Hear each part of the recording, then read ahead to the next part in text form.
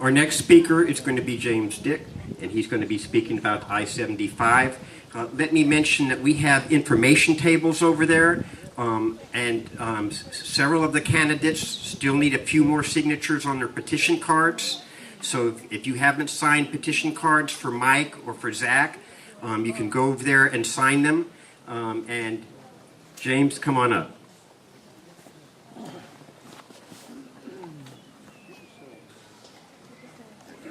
Scott's my brother. I'm going to get the shocker over with first, folks. I'm a Republican. But I'm also going to, for the second time in 2 years, make a party switch in July so that I can vote for Mike Byerly in the primary.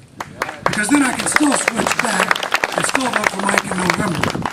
And I'm doing so because, to me, the most important thing in my life is my home and where I live and the quality of life that I have. All of the things that go on in Washington and everywhere else are certainly important, but nothing impacts you the same way as where you actually live, because you live it every day. And frankly, I don't want to live in a city in the swamp. Frank Morey and I and his wife Susan started tracking this I-75 thing from day one. We have been at every task force meeting, and it hasn't been a lot of fun.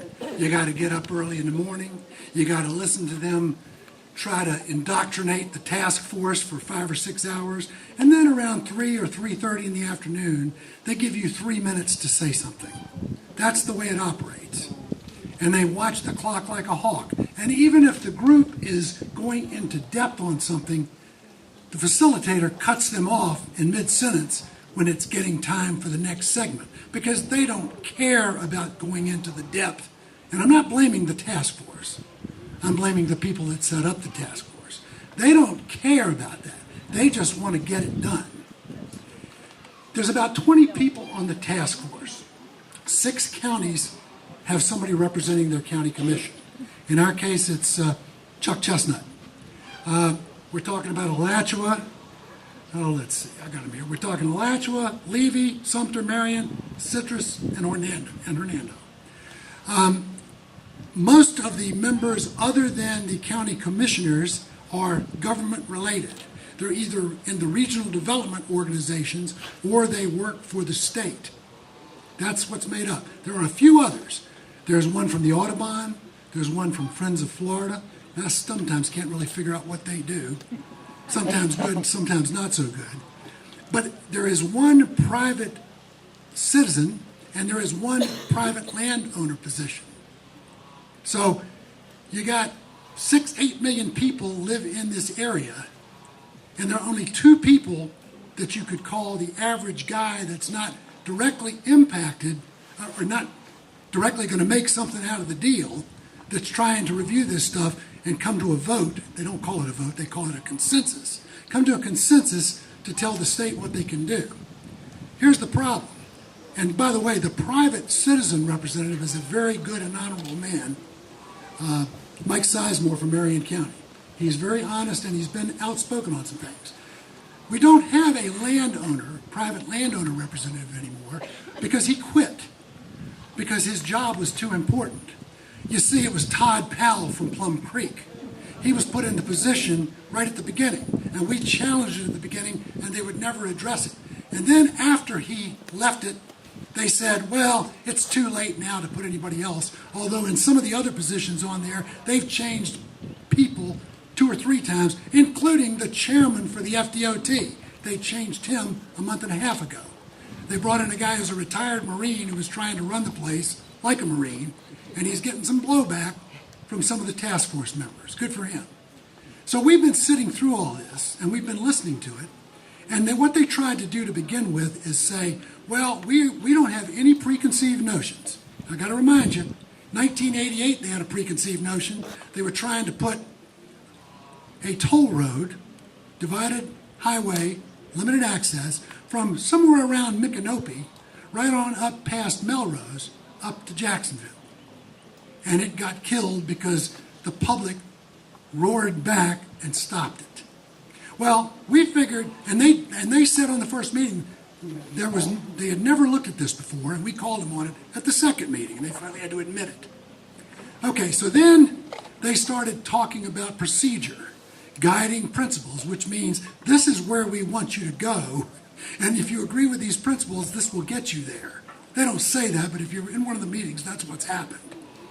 So over time, the first 3 sessions were just, really actually the first almost 4, were almost wasted sessions because they went over the same thing over and over again. They had speakers that came from the trucking industry, from the rail industry.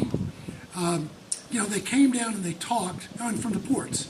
And they really didn't say anything that really supported what the FDOT was talking about because they couldn't show the real problem. So, but they went through this same thing. So now we're over halfway through the prospect and nothing has really happened. They haven't even put anything up on the board to show you what's going to happen.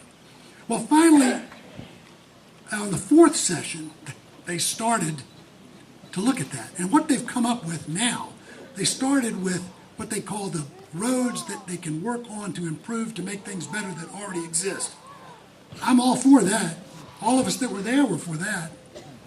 But they kept talking about, but we've got to have this special road going to Jacksonville. Now, that wasn't even in the original charter. That was added by Governor Scott because he wants the road, because he wants North Florida, the only part of Florida, in my opinion, worth living in because I like some rural life, and we've still got some. He wants North Florida just like Miami, Fort Lauderdale, and Tampa. That's what he's looking for. And people say, oh, that's not true. You're just making a charge. Well, I'll read you a statement at the end that'll back that up, I think. Anyway, so finally they got down to looking at where they wanted to go with possible new roads. They called them corridors to handle all this problem. And we all know there's some problems on the roads. There are problems on any interstate that goes through a city in the United States. Interstates were designed to go from one point to another long distance without a lot of stopping. They were never designed to go into town, but as you develop around them, petitions come up to put on a new access to it, a new entry lane, and over time you end up with just another parking lot, which is what the problem is in Gainesville. You come in 65 miles an hour, you go 65 all the way through there. Some of the access lanes to get on aren't very good. You got a lot of college kids who don't pay a lot of attention sometimes when they drive. You got a lot of trucks that are on a time schedule trying to weave in and out to get where they want to go, and there's absolutely no enforcement. You go down towards Ocala on 75, and you'll find, everybody's seen it, they go by you doing 95 miles an hour. All it takes is a blowout or somebody's swerve over in a lane and you got an accident and she's shut down for 4 hours. They just changed something down in Orlando on I-4. They just had for 3 days the police stopping cars with the county sheriffs for 3 days. They issued 850 tickets. Now, I'm not saying that's what you want to do, but every now and then there has to be some enforcement because it gets out of hand. Okay, so I went and looked at the data, and I looked at the highway data because they keep saying we're going to give you the data. They never did. As far as the road usage, and I'll give you a comparison I'm going to compare this road coming through Gainesville, going down to Ocala, with I-74 in Virginia that runs from the port of Norfolk to Richmond, 2 big cities, a little bit closer together. They carry 160,000 cars a day, but they've changed the lanes around. They've got morning lanes one way, morning lanes the other, in a couple of places divided down the middle. They've got special truck lanes. They got all kinds of things. And guess what, folks? It runs pretty smooth except for the tunnel, because anytime you go from 3 lanes to 2, you're going to get a little slow down. Going through Gainesville, the highest count on average for a day up through 2014, because that's the last data that I've been able to find. Their 2015 numbers haven't come out yet. 60,000 cars at Williston Road going south. Starts at 35,000 up at the state line in Georgia, gradually builds up, hits about 55,000 at the north side of Gainesville, 60 going out. When it gets to the north end when it gets into Ocala at 40, where 40 intersects, it jumps to 80,000. Takes it that way past 200, then it drops off again. So we're comparing that with 160,000. In Orlando on I-4, on an average day. Now remember, Orlando's put all kinds of greenways, special ways, driveways, you name it, they're out there now. They got roads everywhere now because they've just been through this process. They have their plan and they've started implementing it. So today, on I-4 at Orange Avenue, you know where that is, downtown Orlando, busy place, of course, but it's on the road, and they supposedly have done something to help it. 200,000 cars a day, right today. And they're saying that this road over here, even as it is now, by 2040, the worst case is 140,000. Now that's too many, and you got to do something with the road. But the point is, you know, these guys did it in South Florida, they did it in Central Florida, now they moved up here, they've accomplished nothing. They also want to do toll roads. Toll roads are failing all over the country. Austin, Texas put the State 130 around Austin, it's bankrupt. Virginia had the Pocahontas Parkway going into Richmond, it's bankrupt. A place I'll mention, Greenville, South Carolina, because Plum Creek used them as one of the examples of progress and proper growth. Number one, the land's high, so they don't have trouble developing. You try developing out here in a rainstorm and see what happens to you. But anyway, that road there, they put in the same kind of road, it's gone bankrupt. California's $1.6 billion in the hole in one county, Orange County, on toll roads because nobody's using them, because they can't afford them. They're managed normally by private companies that are usually foreign. Two countries that have the most operation going are Australia and Spain. They come over here and run the roads until they can't run them anymore because they're not making any money. Court case, went to the Supreme Court even, state of Virginia. The transponders that they have for, you know, the easy pass so you don't have to stop, well, they don't work right. A lady got a bill for $42,000, and they said, well, yeah, we don't know, but your transponder didn't work, that's your problem. She sued him, it went all the way up to the Supreme Court, and she won. So the governor of Virginia said, no more toll roads south of the Washington, D.C. Beltway, because Washington's a different world, even though part of it's in Virginia now. So they're not even doing them anymore. They've done away with it. North Carolina, when they found out about the thing in Texas, they were going to do something on I-77. They've done away with it. Rick Scott pushing ahead, boys, and his Secretary of Transportation, previous to the current one, came from a company that managed these things. I mean, this is ridiculous, folks. This is ridiculous. And then the last aspect, they say the reason they've got to have the link between Jacksonville directly and Tampa is because of the ports. Well, I grew up in a port. I grew up in Hampton Roads, Virginia. I call it the biggest port in America because it's got a 7-mile long and 4-mile wide harbor, and it's deep enough to handle the biggest ships in the world. It's the only port on the east coast of the United States that can do that. But they're going to put something into Jacksonville. Have you looked at the St. Johns River? It's a silt bed. It's naturally 15 feet. They've dug it to 40. Now they want to go to 47, but they've got a problem.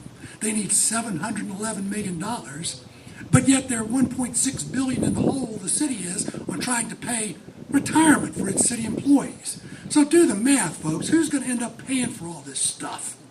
It's not going to be Jacksonville, and it's not going to be Rick Scott. It's going to be all of us. We're going to get stuck with the bill. Meantime, ports compete with each other. A ship coming into Tampa does not ship goods over to Jacksonville. It ships them around Central Florida, and some of them even go up I-75 because they have some business coming in and out of there from up in Michigan.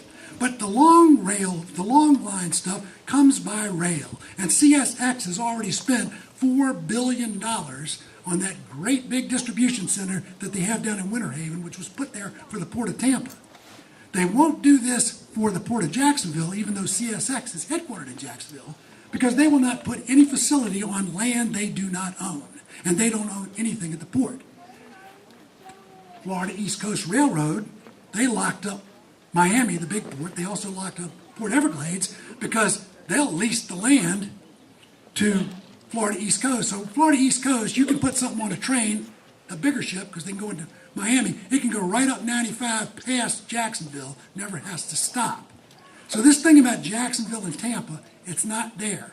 The whole thing is about development. And it doesn't matter what the development is. Mike made the comment about another villages. If you ever go down to the villages, there's some nice places down there. There's some other places that's terrible. How a guy would drive a golf cart on those 2-lane roads with his back to the people driving, I don't understand. We went down there and got lost at a meeting, and it was just wild down there. But the point is, this land out here, Plum Creek, is just itching to develop this. And on the west side, which will tie into the green area over there, up just north of there, Foley Timber Company owns 800 square miles of land that is up for development. Now do the picture, folks. That's what this is all about. And they've already done it in Jacksonville, it's moving towards Keystone every day. And it's going to be just, if you've ever been to Spring Hill, it's not even incorporated. It's just county land. It's box store after box store after box store, McDonald's, banks, all this stuff for 25 miles. And it never ends and there's no city. So that's what happens. It's sprawl. We don't need sprawl. Develop smartly. Develop where it makes sense, where you got infrastructure. And don't build roads through the middle of pristine areas that are beautiful, because they're part of what makes Florida so wonderful. A lot of people come to Florida because they like the ecological side. They like the ecological tourism. They like the springs. They like to go in the forest. They like to see the animals. Right across the street here, folks, there's a mama panther living back in those woods. There's one right over there. We've seen it last year across the road down here when a little girl was waiting for a school bus. There's a lot of stuff out here. There's bears out here. There's all kinds of stuff. You put a toll road through south of Micanopy, swing it over to Jacksonville, you just cut off the pathway for all these animals because they go between the Osceola Forest and the Ocala Forest. So here's the thing, folks. The thing that they're doing is what they want, the state wants to do, and they want these guys to be the guys that kind of bless it. We're telling them don't bless it. Tell them no. What we're saying is, let's take the roads we have and let's improve them where they need it. But even more than that, let's take some federal money, state money in this big coffer that Rick Scott has. Instead of building another road that's going to go bankrupt probably, how about we fix some of these roads we got? Those of you out here on the east side of this county, take a go up 219A to Melrose from Hawthorne and tell me what you think about driving on a cow path. And that's not scheduled to be paid for 18 years. It's not Mike's fault, by the way. But the point I'm getting at is let's use our head.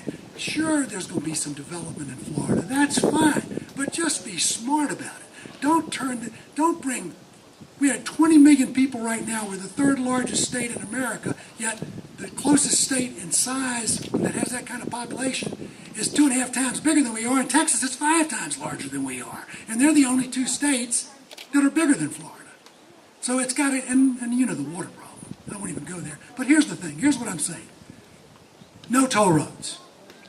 No limited access highways. Period. Use what you got. If you need to fix up something over there on the west side, take a look at 41, and you can make some improvements at places, or whatever you want to do over there. That's fine. Because when a road's already there, people expect some of that. That's going to happen.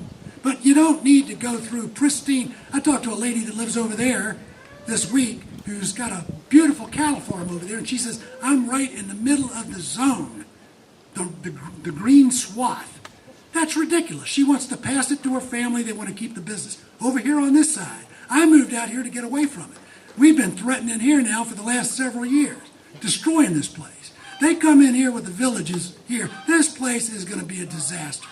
It's going to flood.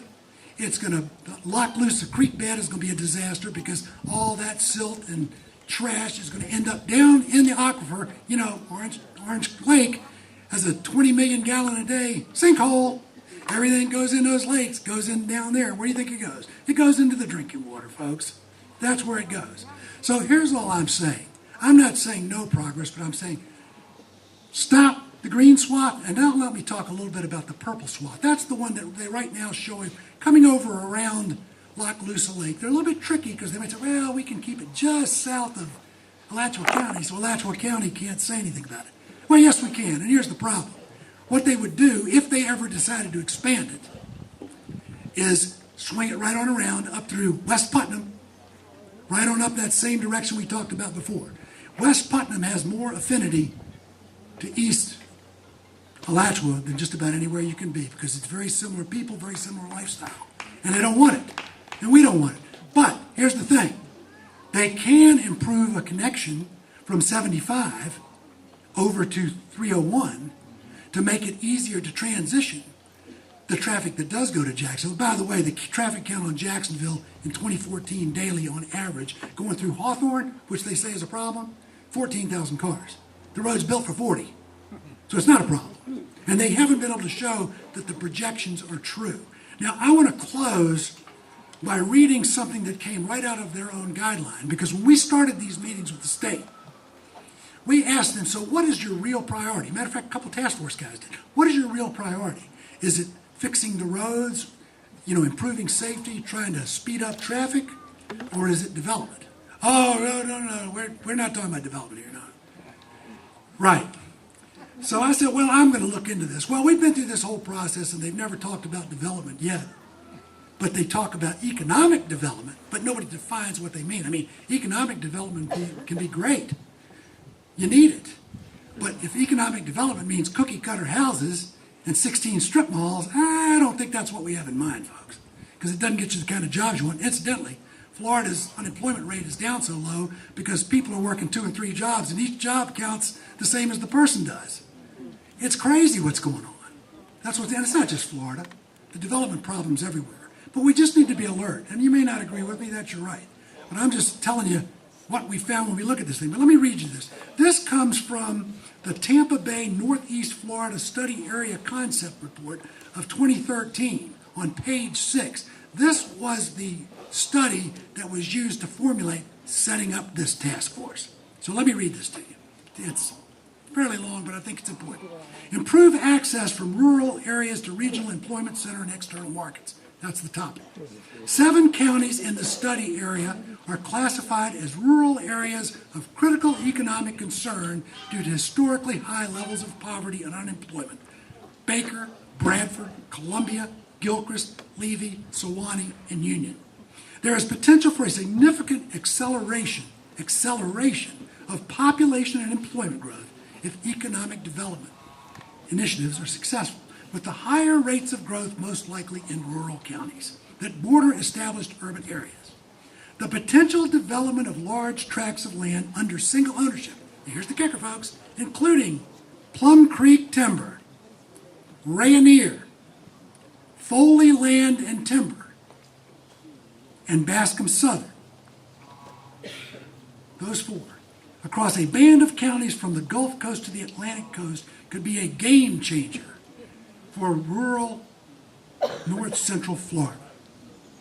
A collaborative visioning process. I love those terms. Tell me what that means. They're visioning. Envision lateral all over again. Here we go.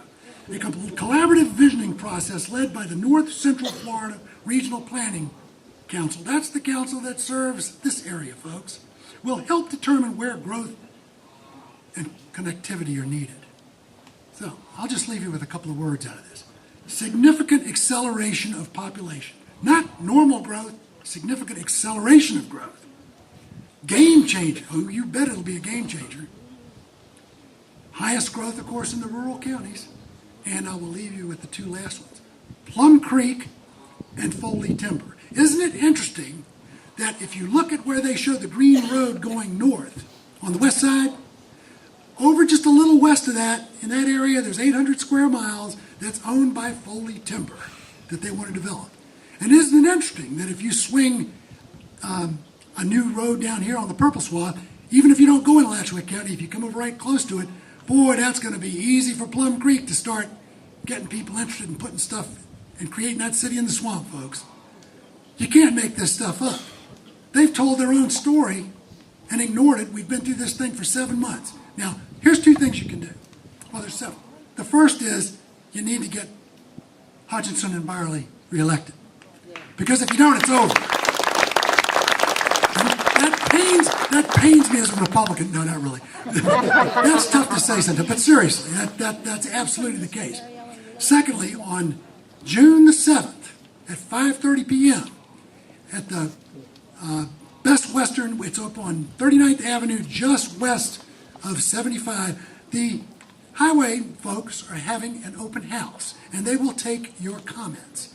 Here's what I'm asking, is that people go out there, or if you can't go online. When I leave here, when I get down from this podium here, I'm going to be available. So anybody that wants to talk to me one-on-one, in addition to any questions at the end, I'll be glad to entertain them. I'm not going anywhere. I live right across the street. I'm like Marshall. I'm at ground point 0. We're right in the middle of the bomb zone here. But anyway, what I'm saying is go to that thing and fill out a comment and tell them not only no, but hell no. We don't need superhighways up here. What we need is taking care of what we got, making it work better, and bringing the kind of business that makes sense for where we are instead of this pie-in-the-sky stuff that's never going to happen. Plum Creek said it was all about jobs. The state's trying to say the same thing with the roadway, and we know how that works. It's just a word that they use because people that are desperate think it really means something.